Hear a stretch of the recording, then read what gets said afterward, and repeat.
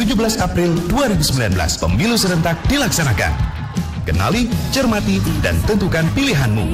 Inilah calon presiden dan wakil presiden pemilu 2019. Dan inilah partai politik peserta pemilu 2019.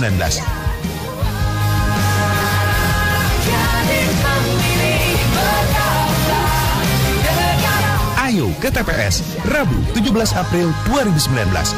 Pemilih berdaulat, negara kuat. Anda kembali menyaksikan debat kedua calon presiden 2019. Baik, dan di segmen ini calon presiden akan menjawab pertanyaan dari tim panelis. Selain menjawab pertanyaan, masing-masing calon presiden juga diberikan kesempatan untuk saling menanggapi. Dan pemirsa dan hadirin sekalian, ini adalah pertanyaan tema infrastruktur yang telah dipilih oleh calon presiden nomor urut 01. Waktu menjawab adalah 2 menit. Kita buka pertanyaannya. Baik. Ya. Pertanyaannya adalah, dalam Global Competitiveness Report 2018, aspek infrastruktur Indonesia menempati urutan ke-71 dari 140 negara.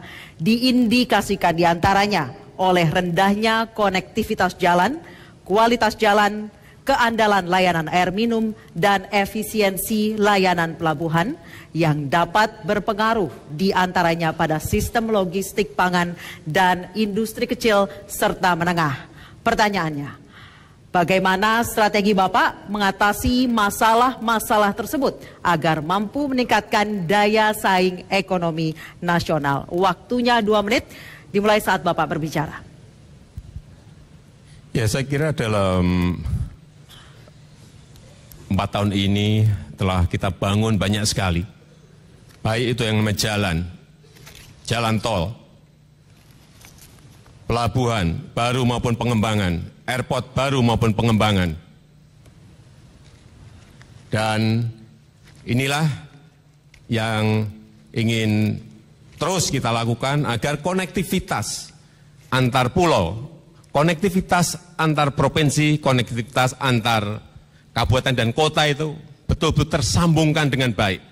Dengan itu, kecepatan, kemudahan, transportasi logistik, transportasi barang, mobilitas orang akan semakin cepat. Daya saing kita tanpa memperbaiki ini, tanpa membangun ini, lupakan. Sehingga saya akan konsisten untuk terus membangun infrastruktur ini sehingga betul-betul konektivitas ini tersambung. Bukan hanya urusan jalan tol, bukan hanya urusan pelabuhan, bukan urusan airport, bukan urusan pembangkit listrik, tetapi juga yang berkaitan dengan digitalisasi. Kita telah bangun yang namanya Palaparing. Ini adalah tersambungnya backbone dengan broadband yang dengan kecepatan tinggi. Di Indonesia bagian barat telah 100% kita selesaikan. Di Indonesia bagian tengah telah 100% kita selesaikan. Indonesia bagian timur telah selesai 90% dan akan kita selesaikan pada tahun ini. Inilah sekali lagi pentingnya infrastruktur. Selain pembangunan sumber daya manusia yang ke depan ini juga secara besar-besaran akan kita lakukan. Waktunya habis, Bapak. Silakan kepada Capres nomor urut 02, Bapak Prabowo Subianto. Waktu Bapak 1 menit. Harap tenang. Mohon tenang. Terima kasih. Baik. Pak Prabowo Subianto, silakan untuk menanggapi. Waktu Bapak 1 menit dimulai ketika berbicara. Saya menghargai niat Pak Jokowi dalam memimpin pembangunan infrastruktur. Tetapi saya juga harus menyampaikan kemungkinan besar tim Pak Jokowi itu bekerjanya kurang efisien. Banyak infrastruktur yang dilaksanakan dengan gerusa-gerusu, tanpa feasibility study, yang benar. Dan ini mengakibatkan banyak proyek infrastruktur yang tidak efisien, yang rugi, bahkan yang sangat-sangat sulit untuk dibayar. Jadi ini yang jadi masalah. Infrastruktur harus untuk rakyat, bukan rakyat untuk infrastruktur. Gak bisa infrastruktur nanti hanya jadi monumen, tapi tidak dimanfaatkan. Sebagai contoh, LRT di Palembang dan lapangan terbang Kertajati dan macam-macam lagi. Waktunya 1 menit sudah habis, Bapak. Terima kasih. Baik, calon presiden 01 Pak Jokowi silakan menanggapi. Waktu Bapak 1 menit dimulai ketika berbicara. Ya, kalau tadi Pak Prabowo menyampaikan tanpa visibility study, saya kira salah besar karena ini sudah direncanakan lama. Mohon tenang, mohon tenang. Ini sudah direncanakan lama. Tentu saja semuanya ada dan ada juga DED-nya, semuanya ada. Dan mengenai tadi yang disampaikan, misalnya LRT Palembang atau LRT MRT Jakarta, semuanya butuh waktu. Memindahkan budaya yang senang naik mobil sendiri, kemudian masuk ke transportasi massal, yang saya pelajari di negara lain butuh 10-20 tahun untuk memindahkan budaya itu. Tidak mudah.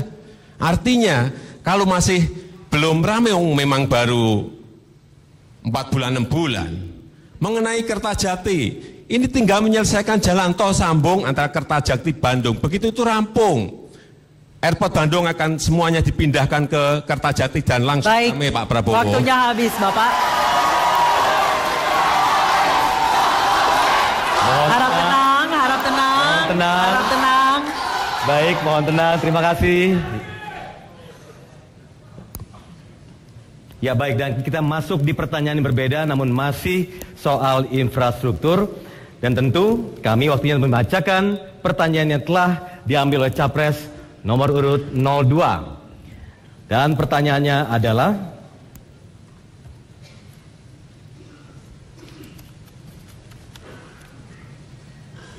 baik,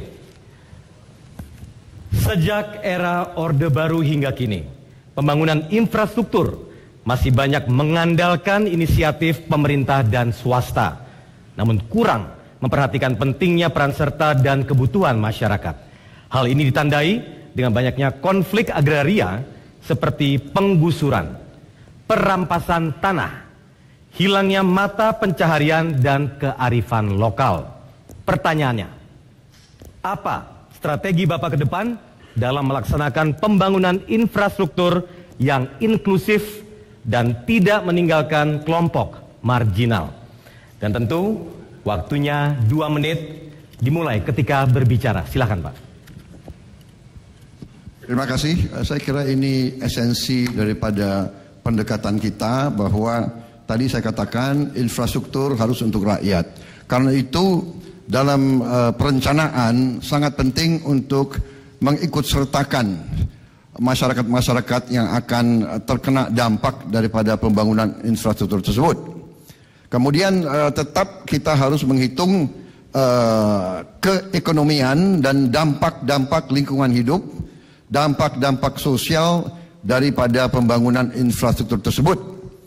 Untuk itu saya melihat bahwa masalah cost of money ataupun biaya uang yang untuk kita bangun, sehingga saya lihat sekarang banyak kita hutang komersial untuk bangun infrastruktur, ini nanti juga akan berdampak kepada efisiensi daripada infrastruktur tersebut.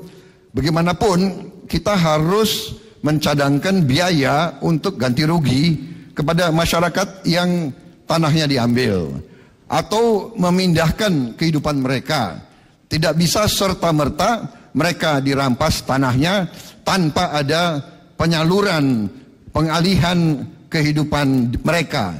Saya kira ini adalah pendekatan kerakyatan yang saya selalu bicara, bahwa infrastruktur sangat-sangat penting, tapi tentunya infrastruktur harus berorientasi kepada kepentingan yang besar untuk meningkatkan produksi dan kompetitif kita, sehingga kita bisa menghasilkan nilai-nilai tambah dari segi ekonomi kita, bukan menjadi beban kepada masyarakat. Bagaimanapun membayar kembali hutang-hutang itu tersebut merupakan beban ekonomi kita. Terima kasih. Waktu masih ada, Pak? Waktu ada dikit? Sudah cukup? Baik, terima kasih Bapak Prabowo Subianto. Dan langsung selanjutnya untuk ditanggapi oleh Capres 01, silakan Bapak Joko Widodo, waktunya 1 menit. Sebetulnya kalau pembangunan infrastruktur untuk rakyat tadi di depan sudah saya sampaikan, pembangunan 191.000 kilometer jalan-jalan di desa itu adalah untuk betul-betul untuk rakyat di bawah. Ini yang sering tidak dilihat orang. Kemudian untuk ganti rugi, mungkin Pak Prabowo bisa lihat dalam 4,5 tahun ini hampir tidak ada terjadi konflik pembebasan lahan untuk infrastruktur kita. Karena apa? Tidak ada ganti rugi, yang ada ganti untung. Harap tenang, mohon maaf. Karena porsi dari cost of land acquisition, biaya pembebasan lahan itu sebenarnya kecil sekali porsinya, 2-3%. Kenapa tidak ditingkatkan jadi 4 atau 5%? Itulah yang saya perintahkan kepada seluruh kontraktor jalan agar porsi pembebasan lahan itu diberi angka yang lebih besar, sehingga tidak jadi konflik-konflik dengan masyarakat. Waktunya sudah habis, Bapak. Baik, silakan. Mohon tenang. Terima kasih.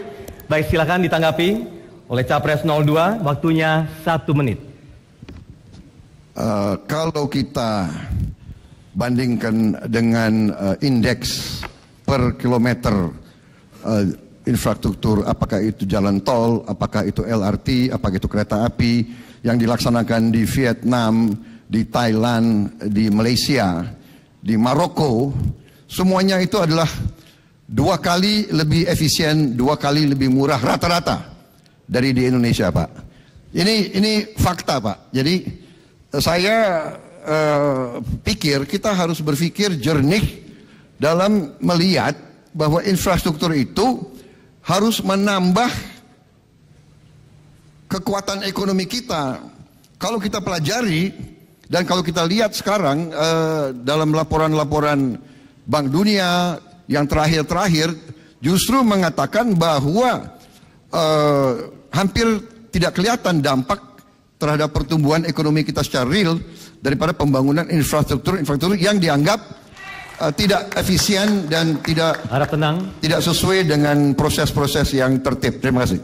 Baik, terima kasih. Selanjutnya, baik, tenang.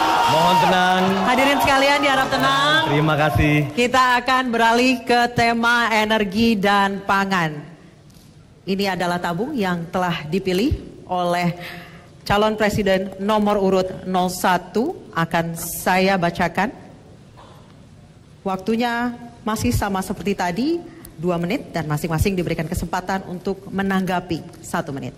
Baik, pertanyaannya adalah, saat ini kita memasuki revolusi industri 4.0 yang ditandai antara lain dengan berkembangnya internet, kecerdasan buatan, drone, dan robot yang menimbulkan dampak signifikan pada aspek ekonomi, sosial, dan budaya. Pertanyaannya, apa strategi Bapak menghadapi revolusi industri 4.0 di sektor pertanian, perikanan, dan peternakan yang sebagian besar pelakunya masih skala kecil dan tradisional? Waktu Bapak 2 menit dimulai ketika berbicara. Terima kasih. Dalam revolusi industri 4.0 ini kita tahu keluar dengan kecepatan yang sangat tinggi, artificial intelligence, internet of things, big data, semuanya keluar semuanya, advanced robotics, semuanya keluar semuanya. Dan saya meyakini bahwa dengan persiapan pembangunan sumber daya manusia, kita akan bisa mempersiapkan bangsa kita menuju revolusi industri 4.0. Sebagai contoh, misalnya kayak petani. Perlunya petani dikenalkan pada yang namanya marketplace, sehingga mereka bisa berjualan secara online. Sehingga hubungan antara petani dengan konsumen ini semakin dekat. Menyiapkan juga usaha-usaha kecil, usaha mikro, usaha super mikro, untuk tahu bagaimana mereka bisa memanfaatkan online system ini. Sehingga membangun ekosistem offline dan membangun ekosistem online sangat diperlukan dalam waktu yang sangat cepat ini. Inilah proses-proses yang terus kita kerjakan di lapangan sehingga kita tidak tertinggal dengan negara-negara lain dalam menyongsong revolusi industri 4.0. Saya juga ingin menyampaikan bahwa tadi saya sampaikan mengenai palaparing yang sudah dibangun di Indonesia bagian barat, bagian timur, bagian tengah semuanya hampir sudah 100%, juga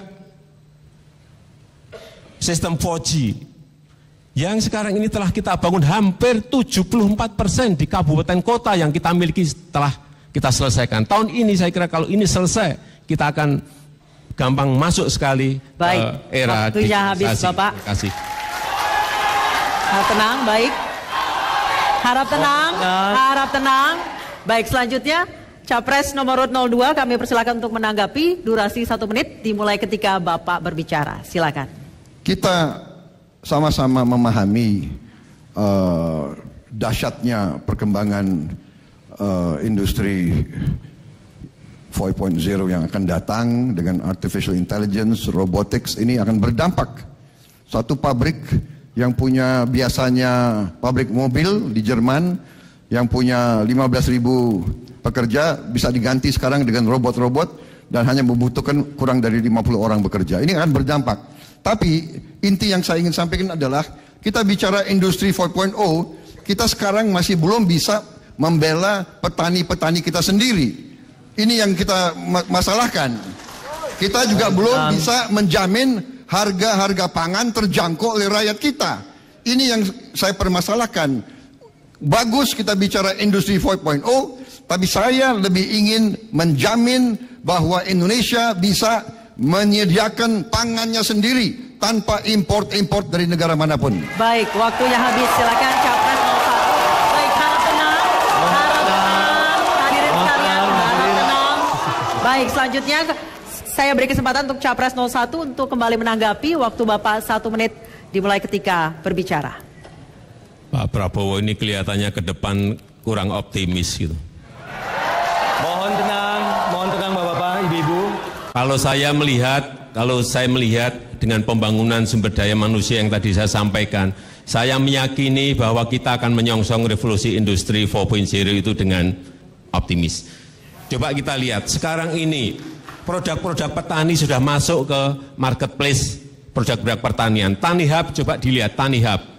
Sudah memasarkan produk-produk petani dari produsen langsung ke konsumen, sehingga harganya bisa diangkat.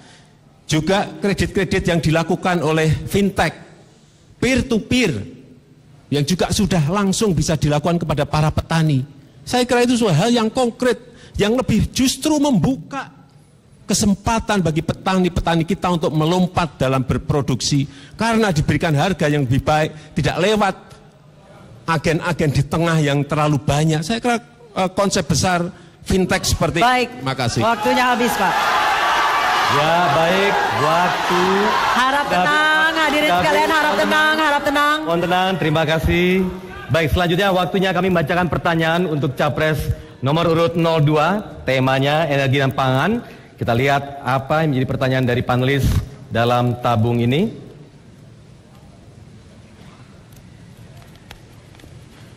Baik, Bapak, pertanyaannya adalah, sawit merupakan komoditas strategis karena memberikan sumbangan devisa terbesar di sektor pertanian dan menjadi sumber energi alternatif.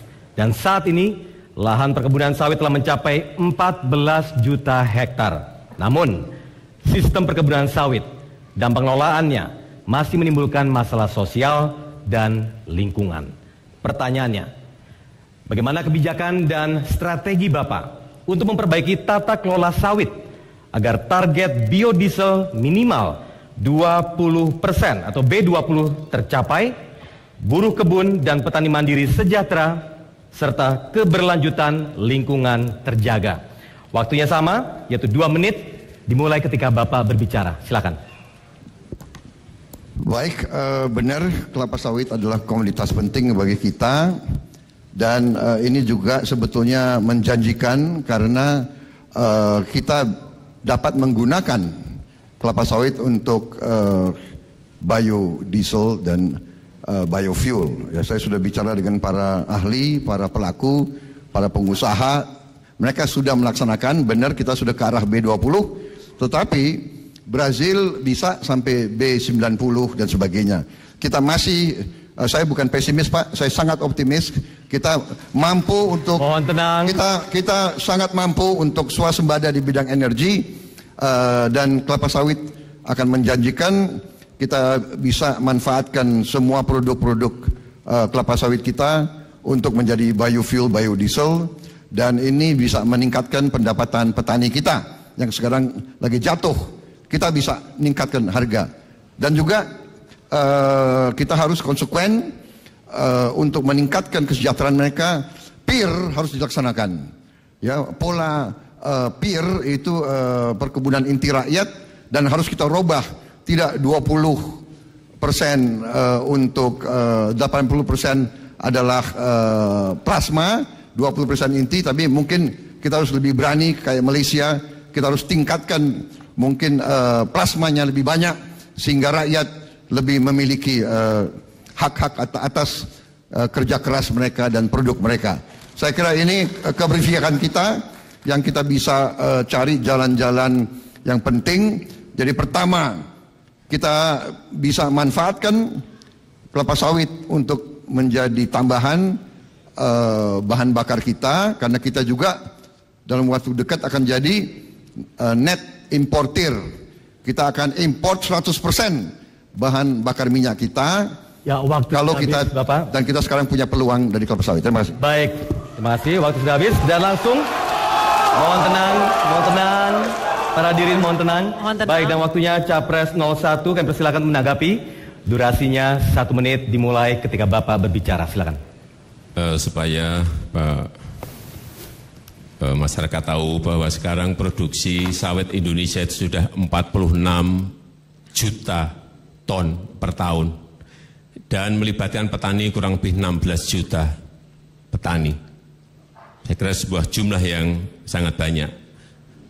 Dan supaya Pak Prabowo juga tahu bahwa kita telah memulai B20 dan sudah berproduksi 98% dari yang sudah kita harapkan. Ini artinya B20 ini sudah rampung. Kita ini sekarang menuju kepada yang namanya B100. Sehingga kita harapkan 30% dari total produksi dari kelapa sawit nanti akan masuk kepada biofuel. Sudah kita rencanakan, plan-nya sudah sangat rigid dan sudah sangat jelas. Inilah yang sedang kita kerjakan sehingga kita tidak ketergantungan kepada minyak dari impor. Targetnya itu Pak Prabowo. Ya, waktunya habis. Terima kasih. Mohon tenang. Harap tenang. Baik. Dan waktunya sekarang untuk Capres 02. Silakan untuk menanggapi. Waktunya Bapak sama 1 menit. Kami silakan. Sebagaimana tadi saya sampaikan bahwa setiap usaha ke arah kemandirian di bidang energi kita sambut baik, dan kami kalau demikian juga kami bisa mengakui bahwa memang Pak Jokowi dengan pemerintahnya telah melakukan hal-hal yang positif di bidang itu, ya kan? Oh enggak, saya mengakui kalau orang berbuat yang baik, tapi kita perlu juga koreksi kalau ada kekurangan. Jadi ini yang kita diskursus yang sehat. Jadi sekali lagi kami mendukung. Anda tanya kepada saya strategi kami, ya saya jawab strategi kami akan menggenjot kelapa sawit, tidak hanya kelapa sawit, aren, kasava, bahkan etanol dari gula, semua akan kita gunakan untuk kita bisa tidak mengimpor bahan energi dari luar negeri. Itu strategi kita. Ya, terima kasih. Waktunya habis. Boleh berikan apresiasi yang punya waktunya bagi para calon presiden. Baik. Baik. Mohon tenang. Nah. Baik. Baik. Baik pemirsa dan hadirin sekalian, kita sudah membahas mengenai tema energi dan pangan. Di segmen selanjutnya kita akan membahas mengenai tema sumber daya alam dan lingkungan hidup. Untuk itu, tetaplah di debat kedua Calon Presiden 2019.